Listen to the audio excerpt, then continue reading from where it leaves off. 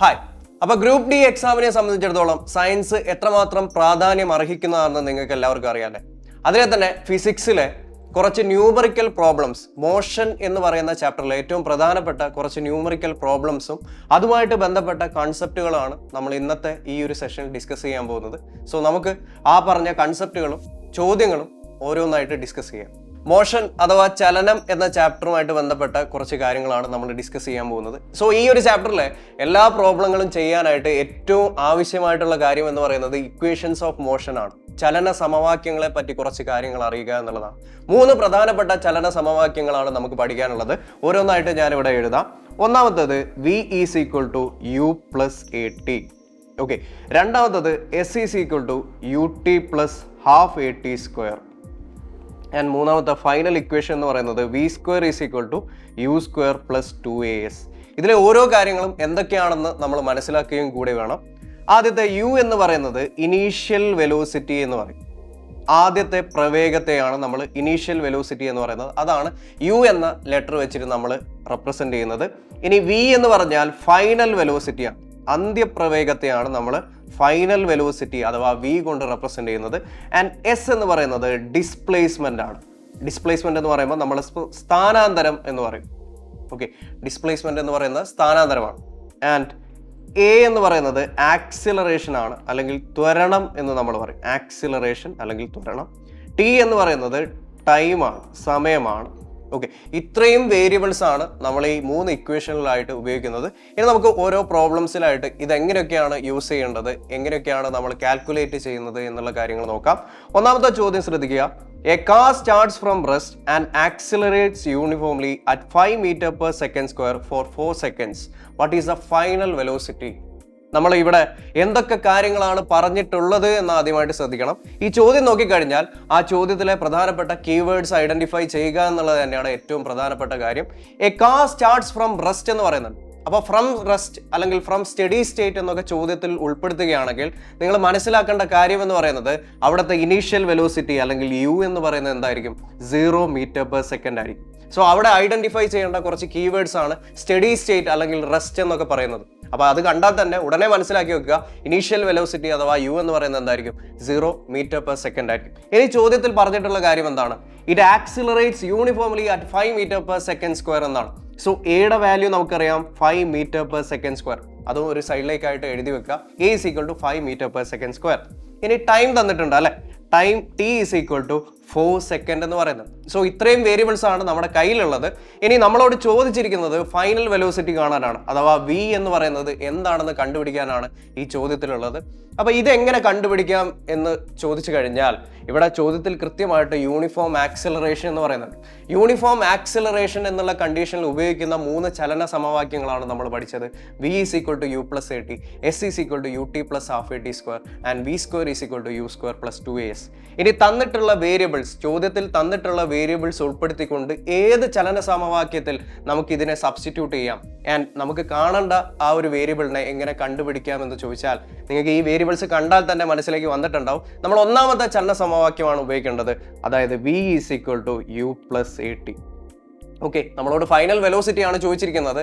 അന്ത്യപ്രവേഗം എത്രയായിരിക്കും അത് കാണണമെങ്കിൽ നമുക്ക് എന്തൊക്കെ അറിഞ്ഞിരിക്കണം? U വേണം, ആക്സിലറേഷൻ വേണം, ടൈം വേണം. ഇത്രയും കാര്യങ്ങൾ ചോദ്യത്തിൽ പറഞ്ഞിട്ടുണ്ട്. സോ ഇത് നമുക്ക് സബ്സ്റ്റിറ്റ്യൂട്ട് ചെയ്യാം. U എന്ന് പറയുന്നത് 0 മീറ്റർ പെർ സെക്കൻഡ് ആണ്. A എന്ന് പറയുന്നത് 5 മീറ്റർ പെർ സെക്കൻഡ് സ്ക്വയർ ആണ്. ആൻഡ് ടൈം എന്ന് പറയുന്നത് 4 സെക്കൻഡ് ആണ്. സോ ഇതൊക്കെ സബ്സ്റ്റിറ്റ്യൂട്ട് ചെയ്താൽ നമുക്ക് കിട്ടും the answer V is equal to 20 metre per second. അതായത് ഓപ്ഷൻ C ആണ് നമ്മുടെ ഉത്തരമായിട്ട് വരുന്നത്. ഓപ്ഷൻ C ആണ് ഉത്തരമായിട്ട് വരുന്നത്. സോ ചലന സമവാക്യങ്ങൾ കൃത്യമായിട്ട് അറിഞ്ഞിരിക്കുക എന്നുള്ളത് തന്നെയാണ് ഈ ഒരു ചാപ്റ്ററിലെ പ്രോബ്ലംസ് ചെയ്യാൻ ഏറ്റവും പ്രധാനപ്പെട്ട കാര്യം എന്ന് പറയുന്നത്. ഓക്കെ, അങ്ങനെയെങ്കിൽ നമുക്ക് അടുത്ത ചോദ്യത്തിലേക്ക് പോകാം. A body starts from rest and accelerates at 4 metre per second square for 5 second.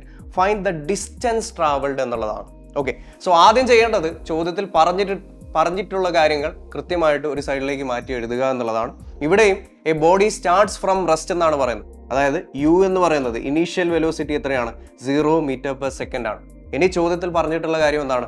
Accelerate at 4 metre per second square എന്ന് പറയുന്നുണ്ട്. സോ എയുടെ വാല്യൂ എന്ന് പറയുന്നത് 4 മീറ്റർ പെർ സെക്കൻഡ് സ്ക്വയർ. ആൻഡ് ടൈം ടേക്കൺ പറയുന്നുണ്ട് കൃത്യമായിട്ട് 5 സെക്കൻഡാണ്. 5 സെക്കൻഡ് സമയം കൊണ്ടാണ് ഈ ഒരു വസ്തു ആക്സിലറേറ്റ് ചെയ്യപ്പെടുന്നത്. നമ്മളോട് ചോദ്യത്തിൽ ചോദിച്ചിരിക്കുന്നത് എന്താണ്? എസ് ആണ്, ഡിസ്പ്ലേസ്മെന്റ് അല്ലെങ്കിൽ ഡിസ്റ്റൻസ് കാണാനാണ്. സോ എസ് കാണണം, ടി നമ്മുടെ കയ്യിലുണ്ട്, ആക്സിലറേഷൻ ഉണ്ട്, ആൻഡ് ഓൾസോ യു നമ്മുടെ കയ്യിലുണ്ട്. അപ്പൊ ഇതൊക്കെ ഉൾപ്പെടുത്തിക്കൊണ്ട് ഏത് ചലന സമവാക്യത്തിൽ നമുക്ക് സബ്സ്റ്റിറ്റ്യൂട്ട് ചെയ്യാൻ പറ്റും? അതെ, രണ്ടാമത്തെ ഇക്വേഷൻ അല്ലെ, എന്താണ്? S is equal to u t plus half a t square. S is equal to u t plus half a t square. U 0 ആയതുകൊണ്ട് തന്നെ ഇതിലെ മൊത്തം ടേം യു ടി എന്ന് പറയുന്ന മുഴുവൻ ടേമും ക്യാൻസൽ ആയി പോകും, അല്ലെങ്കിൽ മുഴുവനായിട്ട് 0 ആയിട്ട് പോകും. So s is equal to half a t square എന്ന് നമുക്ക് ഡയറക്റ്റ് ആയിട്ട് എഴുതാൻ പറ്റുന്നതാണ്. സോ ഹാഫ് ഇൻറ്റു ആക്സിലറേഷൻ്റെ വാല്യൂ എത്രയാണ്? 4 മീറ്റർ പെർ സെക്കൻഡ് സ്ക്വയർ ആണ്. ടൈമിൻ്റെ വാല്യൂ എന്ന് പറയുന്നത് 5 സെക്കൻഡ് ആണ്. സോ 5 × 5 അല്ലേ. സോ ഇത് ക്യാൻസൽ ഔട്ട് ചെയ്താൽ നമുക്ക് എത്ര കിട്ടും? 50 മീറ്റർ എന്നായിരിക്കും ആൻസർ കിട്ടുക. 50 മീറ്റർ ആണ് ഇവിടെ സംഭവിക്കുന്ന ഡിസ്പ്ലേസ്മെന്റ്, അല്ലെങ്കിൽ ആ ബോഡി കവർ ചെയ്യുന്ന ഡിസ്റ്റൻസ് എന്ന് പറയുന്നത്. സോ ഓപ്ഷൻ ബി ആണ് ശരിയായിട്ടുള്ള ആൻസർ എന്ന് പറയുന്നത്. ഓക്കെ, സോ എങ്ങനെയൊക്കെയാണ് നമ്മൾ ചലന സമവാക്യങ്ങൾ സബ്സ്റ്റിറ്റ്യൂട്ട് ചെയ്യേണ്ടത് എന്നതിനെ പറ്റി ഒരു ധാരണ നിങ്ങൾക്ക് ഇതുവരെ കിട്ടിയിട്ടുണ്ടാവും എന്ന് വിശ്വസിക്കുന്നു. സോ ഈസിയാണ് ഇങ്ങനെയുള്ള ചോദ്യങ്ങൾ ചെയ്യാനായിട്ട്. ചോദ്യത്തിൽ പറഞ്ഞിട്ടുള്ള വേരിയബിൾസ് എന്താണെന്ന് കൃത്യമായിട്ട് മനസ്സിലാക്കുക മാത്രമേ ചെയ്യേണ്ടതുള്ളൂ. അതുപോലെ തന്നെ ചലന സമവാക്യത്തെ പറ്റി കൃത്യമായിട്ടുള്ള ധാരണ ഉണ്ടാക്കി വെക്കുക. 3 ഇക്വേഷൻസേ നമുക്ക് പഠിക്കാനുള്ളൂ. V is equal to u plus a t, s is equal to u t plus half a t square, and v square is equal to u square plus 2as. ഇത് ഓരോന്നും, ഇതിൽ പറയുന്ന വേരിയബിൾസ് ഓരോന്നും എന്തൊക്കെയാണെന്ന് കൃത്യമായിട്ട് നമ്മൾ മനസ്സിലാക്കിയിരിക്കുകയും വേണം. ഓക്കെ, അടുത്തൊരു ക്വസ്റ്റ്യൻ കൂടി നമുക്ക് ചെയ്യാം. മൂന്നാമത്തെ ചോദ്യം എന്ന് പറയുന്നത്, an object starts moving from its steady state. It achieves a speed of 5 meters per second in 2 seconds. What will be its acceleration? ഇവിടെ കണ്ടോ, ഇവിടെ ചോദ്യത്തിന്റെ ഒരു കീവേഡ് എന്ന് പറയുന്നത് സ്റ്റഡി സ്റ്റേറ്റ് എന്നുള്ളതാണ്. സോ ഞാൻ ആദ്യമേ പറഞ്ഞു ഫ്രം റെസ്റ്റ് അല്ലെങ്കിൽ സ്റ്റഡി സ്റ്റേറ്റ് എന്നൊക്കെയാണ് ചോദ്യത്തിൽ പറഞ്ഞിട്ടുള്ളതെങ്കിൽ അവിടെ നമുക്ക് ഓട്ടോമാറ്റിക് ആയിട്ട് മനസ്സിലാക്കേണ്ട കാര്യം എന്ന് പറയുന്നത് ഇനീഷ്യൽ വെലോസിറ്റി യുടെ വാല്യൂ എന്തായിരിക്കും? 0 മീറ്റർ പെർ സെക്കൻഡ് ആയിരിക്കും. Okay, so it achieves a speed of 5 metre per second in 2 second. അതായത് അത് പിന്നെ സ്റ്റഡി സ്റ്റേറ്റിൽ നിന്ന് സ്റ്റാർട്ട് ചെയ്തതിനു ശേഷം അതിനെ അച്ചീവ് ചെയ്യുന്ന സ്പീഡ് എന്ന് പറയുന്നത് കൃത്യമായിട്ട് മെൻഷൻ ചെയ്യുന്നുണ്ട്. അതായിരിക്കും നമ്മുടെ final velocity 5 metre per second. അതായത് വിയുടെ വാല്യൂ ആണ് ഇവിടെ പറഞ്ഞിരിക്കുന്നത് 5 metre per second. And time taken പറയുന്നുണ്ട് 2 സെക്കൻഡ് ആണ്. നമ്മളോട് ചോദിച്ചിരിക്കുന്നത് എന്താണ്? ആക്സിലറേഷൻ ആണ്. സോ ഇത് ഇത്രയും വേരിയബിൾസ് ഉൾപ്പെടുത്തിയിട്ടുള്ള നമ്മുടെ ചലന സമവാക്യം അല്ലെങ്കിൽ ആക്സിലറേഷൻ നേരിട്ട് കാണാൻ പറ്റിയ ഒരു ചലന സമവാക്യം എന്തായിരിക്കും? ആദ്യത്തെ സമവാക്യം തന്നെയാണ്. ഒന്ന്, v is equal to u plus a t എന്നുള്ളതാണ്.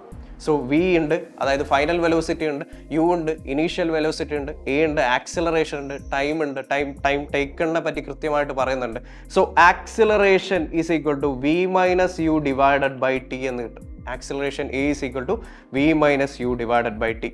സോ തന്നിട്ടുള്ള വേരിയബിൾസ് സബ്സ്റ്റിറ്റ്യൂട്ട് ചെയ്താൽ നമുക്ക് കിട്ടും 5 മൈനസ് 0 ഡിവൈഡഡ് ബൈ 2. അതായത് ആക്സിലറേഷൻ്റെ വാല്യൂ കിട്ടും 2.5 metre per second square. Unit ശ്രദ്ധിക്കണം, ആക്സിലറേഷൻ്റെ യൂണിറ്റ് എന്ന് പറയുന്നത് 2.5 മീറ്റർ പെർ സെക്കൻഡ് സ്ക്വയർ ആണ്. മീറ്റർ പെർ സെക്കൻഡ് സ്ക്വയർ ആണ് ആക്സിലറേഷൻ്റെ യൂണിറ്റ് ആയിട്ട് വരുന്നത്. വെലോസിറ്റിയുടെ യൂണിറ്റ് എന്ന് പറയുന്നത് മീറ്റർ പെർ സെക്കൻഡ് ആണ്. അതുപോലെ തന്നെ ഡിസ്പ്ലേസ്മെന്റ് അല്ലെങ്കിൽ ഡിസ്റ്റൻസിന്റെ യൂണിറ്റ് എന്ന് പറയുന്നത് മീറ്റർ ആണ്.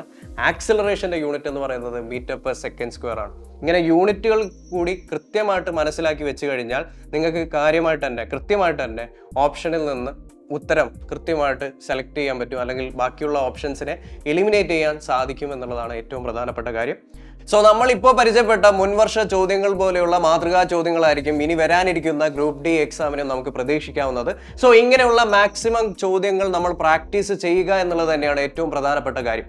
സോ ഇങ്ങനെയുള്ള ചോദ്യങ്ങൾ പ്രാക്ടീസ് ചെയ്യാനും കൺസെപ്റ്റ് കൃത്യമായിട്ട് മനസ്സിലാക്കാനും വേണ്ടി നിങ്ങൾക്കായിട്ട് ഒരു ബാച്ച് സൈലം റെയിൽവേ ലോഞ്ച് ചെയ്യാൻ പോവാണ്.